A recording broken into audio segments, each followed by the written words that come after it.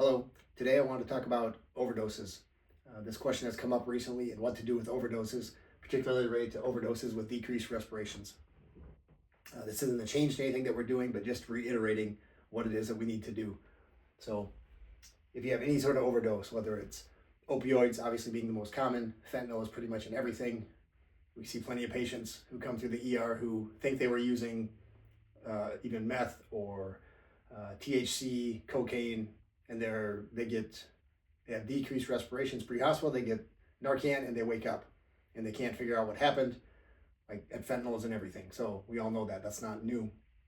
So the treatment is the same as what we've always been doing, and I just want to reiterate that that's the correct thing to be doing, right? So if you're not breathing for whatever reason, whether it's you had too much alcohol, you had a case of beer, you had whatever it is, you had beer and some marijuana, you had beer and some meth, you had some shots and some fentanyl, whatever your thing is, that if you're not breathing enough, you need to breathe more. So our treatment is BVM, same as it's always been, then Narcan. But again, I gotta stress that this is the first thing, because breathing for patients fixes all of the reasons that they're not breathing, right? That's the solution to it. Narcan is only gonna work on the opioids. So, and as a side note, I break this down when I'm giving talks about this. This is really, in my mind, it's really very simple. So if the patient is down, as in not breathing enough, they need to breathe a little bit. So they need to be up a little bit, as in their respirations need to be up a little bit.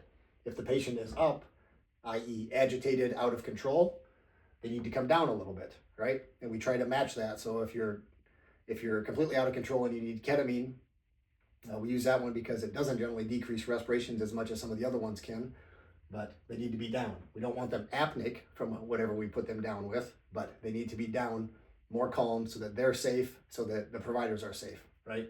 So it's, in my mind, it's really a binary thing. There's only two choices. If you're not breathing, you need to breathe a little bit. If you're out of control and not safe, that needs to come down a little bit so that everyone on scene is safe, right? And that's it. I know it sounds really stupid. It may sound very elementary, but that's really how it breaks down.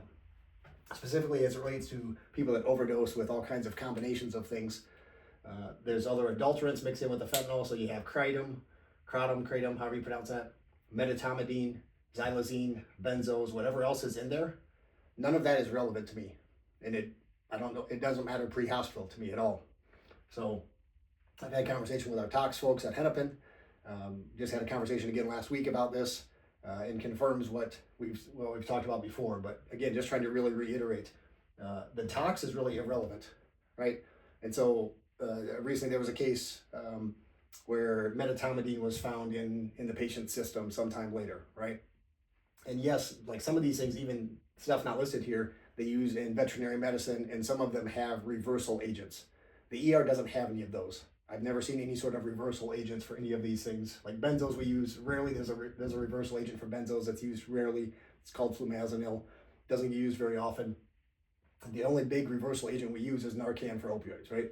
I don't have reversal agents for these other things in the ER. Again, even some of the stuff that vets use, they have reversal agents so they can sedate an animal to do an exam and then wake the animal up, right? But the ER doesn't have that, right? We don't do those things in the ER. It's not like we have some drug that pre-hospital doesn't have that we're holding out on you and not giving you a tool that's available. The tool's not available. Like, we don't have it. So the tox is completely irrelevant. There's no secret tricks here. I've given talks about this in the past at conferences. I've seen other talks about this. I see it on schedule still at EMS and police conferences, like the latest and greatest, like what's out there and what to do about it. And they make a really long, sexy, hour-long talk. And at the end of the day, none of it matters, because you have to deal with the patient that's in front of you. So then you're back to this, right? If they're down, they're not breathing, down being not breathing, they need to be up. They need to breathe. How do we do that? BVM and then Narcan. Narcan is going to work on the opioid component of whatever they have. It's not going to work on these other things. What is going to work on these other things? BVM. Like, all roads lead back to BVM, right? Good BVM, breathing, supplemental oxygen, breathing for the patient. That's the answer to all of these things. So again, nobody's holding out on you. You may have evidence on scene. Maybe a bystander says, yeah, they have some other thing. They have xylazine. They're known to use these other things. None of that matters. If the patient is not breathing, we breathe for the patient, and we can give Narcan as an extra tool. But BVM and breathing for the patient is a solution. So there's not any tricks. You can get wrapped around the axle about what might be in the patient's system. None of it matters. And it's the same way when I see patients in the ER. I have patients come in who they were at the bar, they suddenly passed out. Somebody is insistent that they got roofied. And that's possible, they maybe did, but I still just have to treat the patient in front of me. Because it's possible in the ER, like we can get a urine drug screen on patients and we can see some other stuff that might be in their system. But if I have a patient in front of me who is down and needs to breathe, we're going to deal with that issue. Their urine may come back and it maybe has meth in it, it's got marijuana in it, probably has some opioids in it, any number of things.